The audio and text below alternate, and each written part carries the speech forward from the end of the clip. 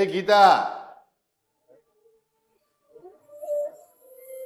ರೀ ಯಾಕ್ರಿ ಏನಾಯ್ತು? ಈ ಮನೇಲಿ ಗೀತಾ ಎಲ್ರಿ ಇದ್ದಾಳೆ? ಅಯ್ಯೋ ಸುಶೀಲಾ,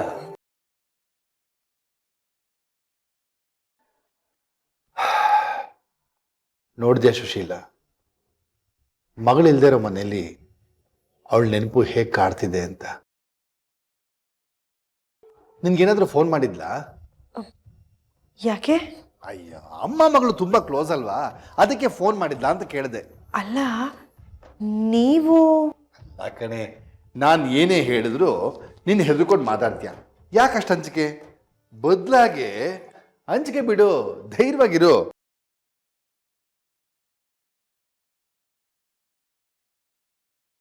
ಸುಶೀಲಾ, ಯಾಕೆ ಕೇಳ್ತಾ ಇದ್ದೀನಿ ಅಂದ್ರೆ, ಗೀತಾ ಸಂಸಾರ ಶುರುವಾಯ್ತಂತ. ಅಲ್ಲ, ಅದು ಮದುವೆ ಅಂತೂ ಆಗಿದೆ ಬಿಡೆ, ಆದರೆ ಮದುವೆ ಆದಮೇಲೆ ಈ ಶಾಸ್ತ್ರ ಸಂಪ್ರದಾಯ ಅಂತ ಏನೇನೋ ಇರುತ್ತಲ್ಲ,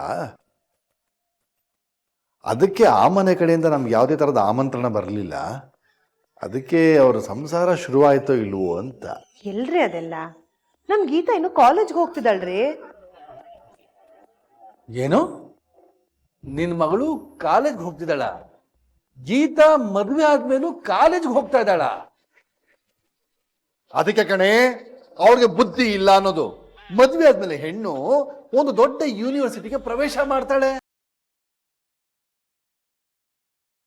ದಿನಕ್ಕೊಂದು ಪರೀಕ್ಷೆ ಇರುತ್ತೆ, ಅದರಲ್ಲಿ ಪಾಸ್ ಆಗೋದು ಅವಳ ಕರ್ತವ್ಯ ಕಣೆ. ಅದು ಬಿಟ್ಟು ಕಾಲೇಜ್ಗೆ ಹೋಗೋದು ಅಂದ್ರೆ ಓದ್ಬೇಕಲ್ಲ. ಅಯ್ಯಯ್ಯ, ನಾನು ನಿನ್ನ ಮದುವೆ ಆಗ್ಬೇಕಾದ್ರೆ ನೀನದೇನೋ ಓದ್ತಿದ್ಯಲ್ಲ, ಅದನ್ನ ನಾನು ಬಿಡಿಸ್ಲಿಲ್ವಾ? ಇಲ್ಲ ಸುಶೀಲಾ, ಇಲ್ಲ, ನಾನು ಇದನ್ನು ಒಪ್ಪಲ್ಲ. ಗೀತಾ ಓದಿ ಕೆಲ್ಸಕ್ಕೆ ಹೋಗಿ ಸಂಪಾದನೆ ಮಾಡ್ಬೇಕಾ? ಏನಿಲ್ವಲ್ಲ, ಗಂಡನ ಮನೇಲೆ ಕೋಟಿ ಕೋಟಿ ಕೊಳಿತಾ ಇದೆ. ನನ್ನ ಮಗಳು ಗೀತಾ ಮಿನಿಸ್ಟ್ರಿ ಸೊಸೆ ಕಣೆ. ಅವಳು ಸಂಭಾಷಣೆ ಕಲಿಬೇಕಾಗಿರೋದು ಲಕ್ಷ್ಮಿನ, ಸರಸ್ವತಿನಲ್ಲ ಕಣೆ. ನಾನು ಈ ವಿಷಯವಾಗಿ ಗೀತನ ಜೊತೆ ಮಾತಾಡಬೇಕು. ಕೂಡಲೇ ಫೋನ್ ಮಾಡಿಕೊಡು. ಫೋನ್ ಮಾಡಿಕೊಡೆ.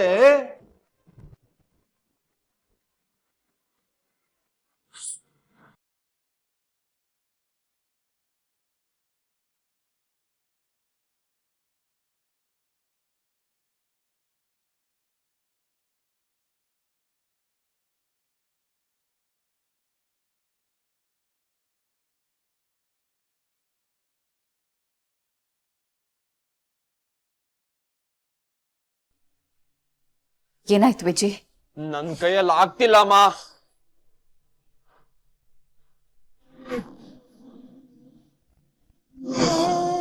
ಯಾಕಳಿಮಯ್ಯ, ಏನಾಯ್ತು? ನನ್ನ ತಂಗಿಮ್ಮನಂತ ತಾಯಿ ನಿನ್ನ ಜೊತೆ ಇರುವಾಗ ನನ್ನ ಕೈಲಾಗಲ್ಲಮ್ಮ ಅನ್ನೋ ಮಾತು ನಿನ್ನ ಬಾಯಲ್ಲಿ ಹೇಗೆ ಬರೋಕೆ ಸಾಧ್ಯ ವಿಜಿ? ಗೀತಾ ಟಾರ್ಚರ್ ನನ್ನ ಕೈಯಲ್ಲಿ ತಡ್ಕೊಳಕ್ ಆಗ್ತಿಲ್ಲ. ಇದೀಗೆ ಮುಂದುವರೆದ್ರೆ ನಾನು ಏನ್ ಮಾಡ್ತೀನಿ ನಂಗೆ ಗೊತ್ತಿಲ್ಲ. ಗೊತ್ತಿಲ್ಲದೆ ನೀನು ಏನೇನೆಲ್ಲ ಮಾಡಿದ್ಯೋ ಅದರೆಲ್ಲದರ ಪ್ರತಿಫಲದ ಒಟ್ಟು ಹೆಸರು ತಾನೇ ಗೀತಾ.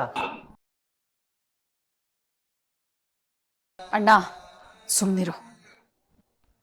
ಅಮ್ಮ ಪ್ಲೀಸ್, ನೀನೊಳಗೊಂದು ಗತಿ ಕಾಣಿಸು, ಇಲ್ಲ ಅಂದ್ರೆ ನನಗೊಂದು ಗತಿ ಕಾಣಿಸಕ್ಕೆ ಅವಕಾಶ ಕೊಡು. ಏನಾಯ್ತು? ಕಾಲೇಜಲ್ಲಿ ನನ್ನ ಮರ್ಯಾದೆ ಹೋಗೋ ತರ ಮಾಡ್ತಾ ಇದ್ದಾಳೆ. ನನ್ನ ಮಾತಿಗೆ ಬೆಲೆ ಇಲ್ದಿರೋ ತರ ಮಾಡ್ತಾ ಇದ್ದಾಳೆ. ಈಗ ತಾನು ಆ ಕಾಲೇಜ್ಗೆ ಯಜಮಾನಿ ಅನ್ನೋ ತಿಮಿರೋ ಅವಳು ತಳೆಗತ್ತಿದೆ. ಅಷ್ಟೇ ಅಲ್ಲ, ಬೇರೆಯವ್ರು ನನ್ನ ಕೊಡ್ತಿದ್ದ ಬೆಲೆನ ಕಡಿಮೆ ಮಾಡ್ತಿದ್ದಾಳೆ. ಶಬಾಷ್! ಒಂದೇ ದಿವಸಕ್ಕೆ ಆ ಗೀತ ಇಷ್ಟೊಂದೆಲ್ಲ ಮಾಡಿದಳಂತ ಅಂದ್ರೆ ಅವಳ ಹೆಸರಲ್ಲಿ ಒಂದು ಸಿನಿಮಾ ಮಾಡ್ಬಿಡ್ಬೋದು, ಗೀತಾ ದಿ ಗ್ರೇಟ್.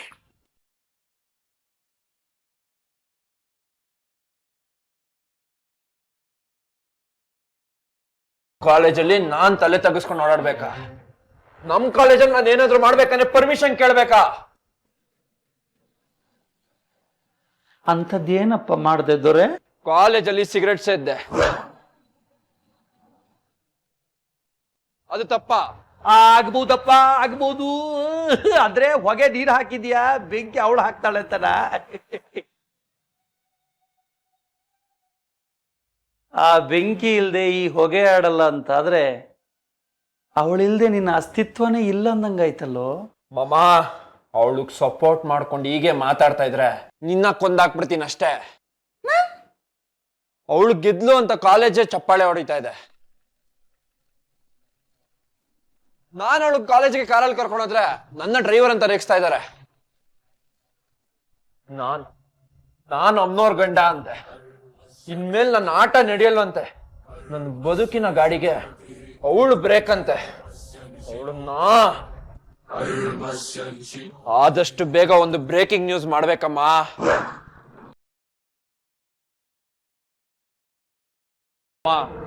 ದಯವಿಟ್ಟು ಮಾತಾಡು. ಗೀತ್ ಅಂದ್ಕೊಂಡು ಜೈಲಿಗೆ ಹೋಗ್ತೀನಿ, ಬಿಡ್ಸ್ಕೊಂಡ್ ಬರ್ತೀಯಾ?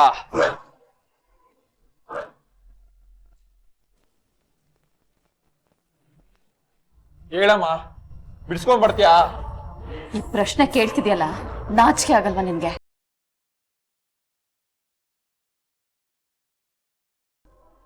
ಬಿಡಿಸ್ಕೊಂಡು ಬರ್ತೀಯಾ ಅಂತ ಭರವಸೆ ಇಟ್ಕೊಂಡು ಕೊಲ್ಲೋಕ್ ಹೊರಡೋನು ನನ್ನ ಪ್ರಕಾರ ಗುಂಡಿಗೆ ಇರೋ ಗಂಡಸೇ ಅಲ್ಲ, ನಿಜವಾದ ದ್ವೇಷ ಇಟ್ಕೊಂಡಿರೋ ಮನುಷ್ಯನೇ ಅಲ್ಲ.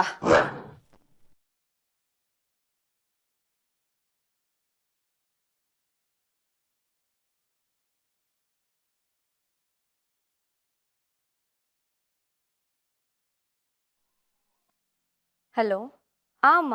ಹಾ, ಫೋನ್ ನಿಮ್ಮಮ್ಮಂದೆ, ಮಾತಾಡ್ತಾ ಇರೋದು ನಿಮ್ಮಪ್ಪ. ವಿಷಯ ಸ್ವಲ್ಪ ಗಂಭೀರವಾಗಿತ್ತಲ್ಲ ಮಗಳೇ, ಅದಕ್ಕೆ ನೇರವಾಗಿ ಮಾತಾಡೋಣ ಅಂತ. ಏನಾಯ್ತಪ್ಪ? ಗೀತಾ, ಗಾಬರಿ ಆಗ್ಬೇಡ, ಟೆನ್ಷನ್ ತಗೊಳ್ಳೋದು ಏನೂ ಇಲ್ಲ. ನೀನು ಹೇಗಿದ್ದೀಯಾ? ಅಳಿಯಂದ್ರು ಹೇಗಿದ್ದಾರೆ? ಬೀಗರು ಎಲ್ರೂ ಚೆನ್ನಾಗಿದ್ದಾರಪ್ಪ. ಆಗಾಗ ನನ್ನನ್ನು ಕೇಳ್ತಾ ಇರ್ತಾರೋ? ಅಪ್ಪ, ಮುತ್ತಿನಂತ ಮಗಳು ಕೊಟ್ಟ ಮೇಲೆ ಕೇಳದೇ ಇರ್ತಾರೆ ನಮ್ಮ. ನಾನೀಗ ಅರ್ಜೆಂಟಾಗಿ ಅಳಿಯಂದ್ರ ಹತ್ರ ಮಾತಾಡಬೇಕು. ಕೊಡು ಕೊಡು, ಫೋನ್ ಕೊಡು. ಹಾಪ ಕೊಡ್ತೀನಿ. ವಿಜಯ್, ವಿಜಯ್, ವಿಜಯ್.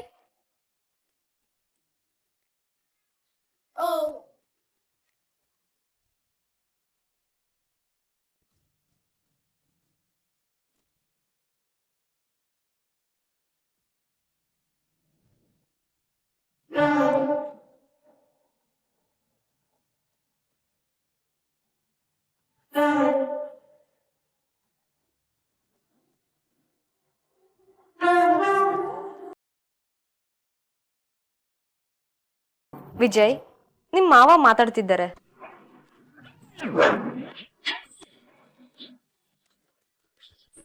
ಮಗಳೇ, ಮೊದಲು ಲೌಡ್ ಸ್ಪೀಕರ್ ಆನ್ ಮಾಡು. ಹಾ, ಆಗ್ದೆ ಅಪ್ಪ. ಏನಮ್ಮ ನೀನು ಕೈ ಹಿಡಿದ ಗಂಡನ್ನ ಹೆಸರಿಡ್ ಕರೆಯೋದ? ಕತ್ತೆ ತಪ್ಪು. ಯಜಮಾನ್ರೆ ಅನ್ನೋ, ರೀ ಅನ್ನೋ, ಏನು ಅಂದ್ರೆ ಅಂತ ಬೇಕಾದ್ರೆ ಅನ್ನೋ.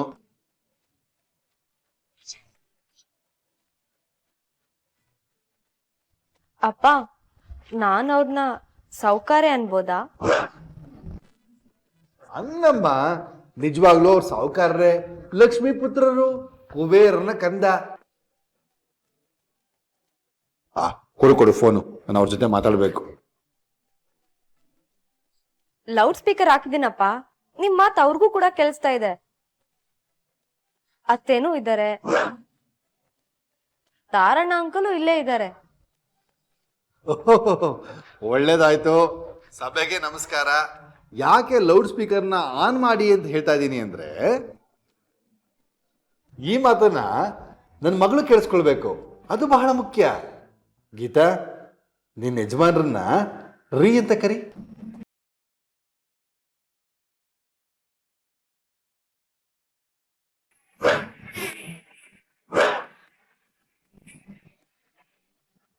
ಅಪ್ಪ, ಈಗ ಮೊದಲು ಕರಿಯಮ್ಮ. ರೀ.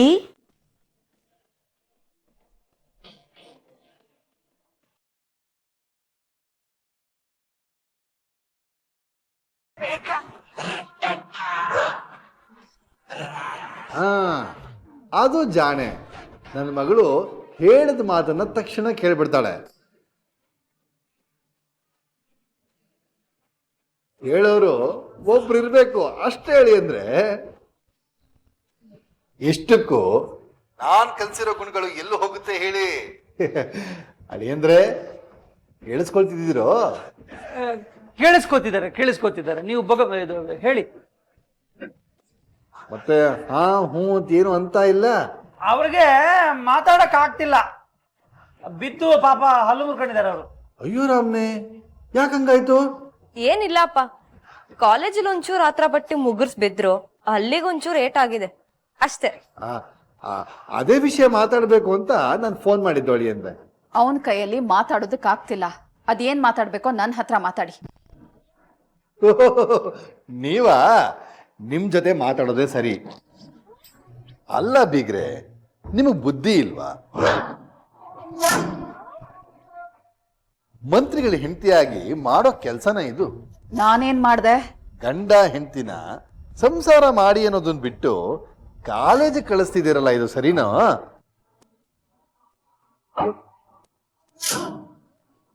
ಗೀತ ಓದಿ ದುಡಿಬೇಕಾ ಹೇಳಿ? ಎಷ್ಟು ಬೇಕಷ್ಟು ಮಾಡಿಟ್ಟಿದ್ದೀರಾ, ಅದರಲ್ಲಿ ತಿನ್ಕೊಂಡು ಕಾಲ ಕಳಿಬೋದಲ್ವಾ? ಬೀಗ್ರೆ, ಗಂಡ ಹೆಂಡತಿನ ಒಂದ್ ಕಡೆ ಕೂಡ ಹಾಕಿ ಮಕ್ಳು ಮರಿ ತನಗ್ ತಾನೇ ಆಗತ್ತೆ. ಪಾಪ ನೀವು ಬ್ಯುಸಿ ಇರ್ತೀರಾ, ಇದನ್ನೆಲ್ಲ ಗಮನಿಸೋಕೆ ಹೇಳೋಕೆ ಟೈಮ್ ಎಲ್ಲ ಇರುತ್ತೆ ನಿಮ್ಗೆ.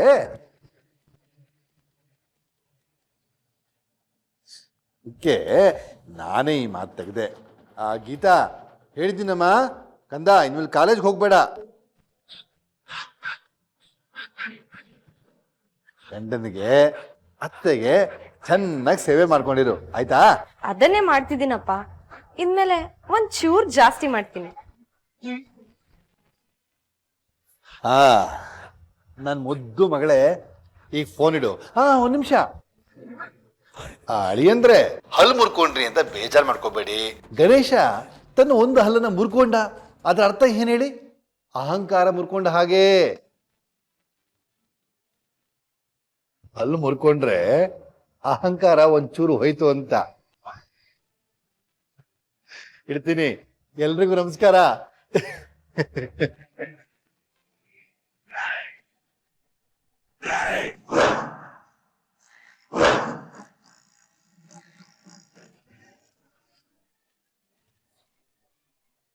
ಯಾಕೆ ಎಲ್ರು ಇಷ್ಟು ಸೀರಿಯಸ್ ಆಗಿ ನೋಡ್ತಿದ್ದೀರಾ? ಓ, ಎಲ್ರಿಗೂ ಒಟ್ಟೊಟ್ಟಿಗೆ ತಲೆನೋವು ಬಂದಿರಾಗಿದೆ. ನಾನ್ ಕಣ್ಮಣಿ ಕೈಲಿ ಕಾಫಿ ಕೊಟ್ಟು ಕಳಿಸ್ತೀನಿ. ಕಣ್ಮಣಿ,